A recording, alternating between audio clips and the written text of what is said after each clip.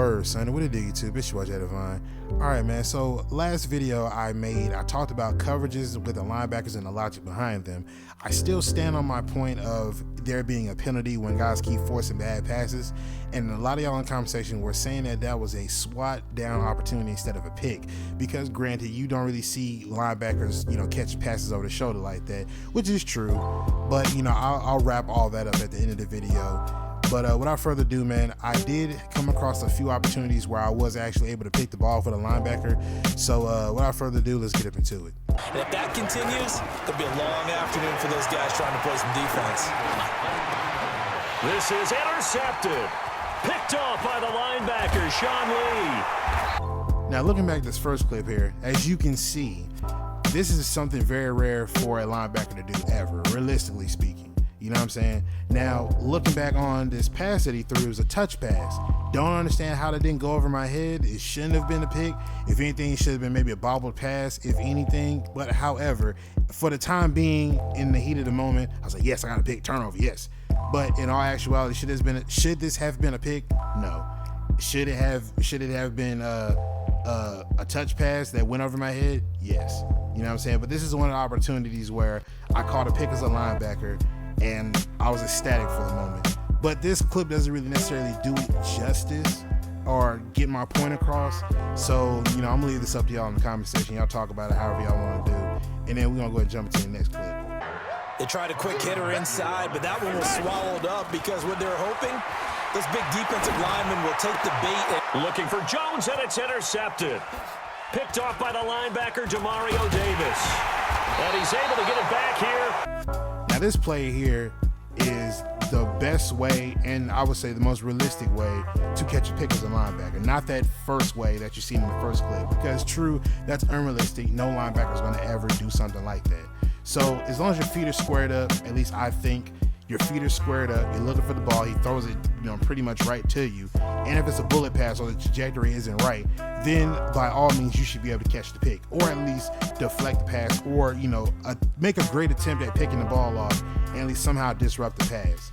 There is no way I'm running with my back to the ball and I'm gonna catch a pick that way, like you see in the first clip. Completely unrealistic. And of course there was motion shifting here. Let's call it a spade. But there still should be a penalty for guys who force bad passes like that.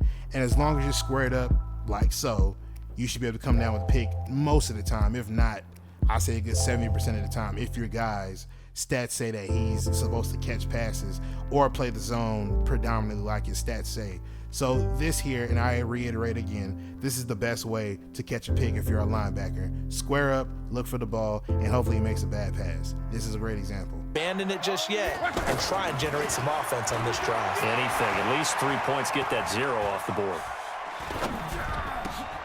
And now another turnover as this one's intercepted. Picked off by Ryan Shazier, and he'll score. Touch.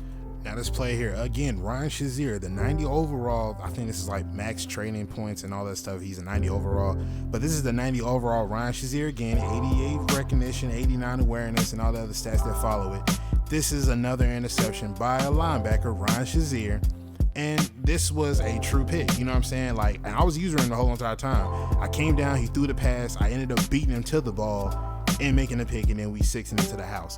However, I will say, I did kind of notice that whenever I was going for the pick, the receiver himself, whenever he was coming down to make the pick, you probably might be able to see it here, but when I was going down to make the pick, it was almost like he draws himself back instead of him coming all the way down to the ball to try to get the ball. As soon as he gets in the animation to try to catch the ball, it's almost like he pushes himself back because the animation is going up the field. So I don't know, man. This game is it's just a mixed blend of just weird animations that have too much domination over the game. And that is a video within itself, so I'm not gonna go too much far into detail.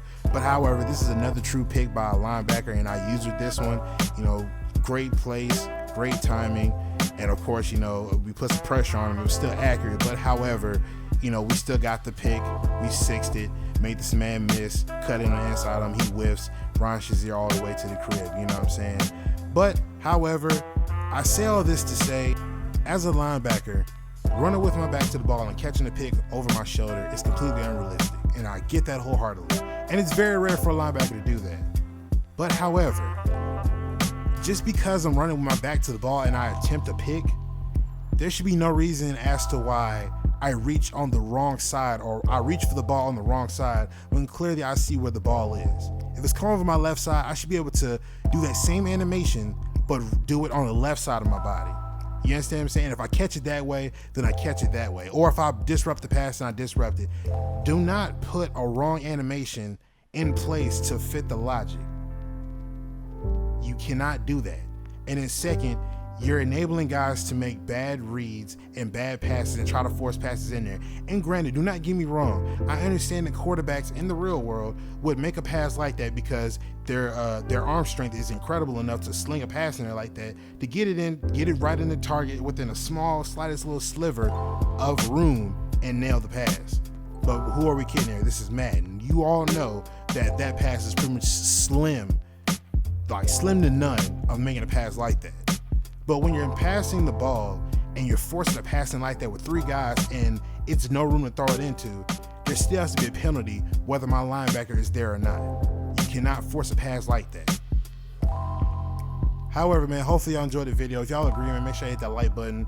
Make sure y'all like, comment, subscribe, man. Share the word, spread the links, man, because you know how I do, man. But I'm going to get up out of here. It's your boy Jay Divine, and I'm signing out. Peace.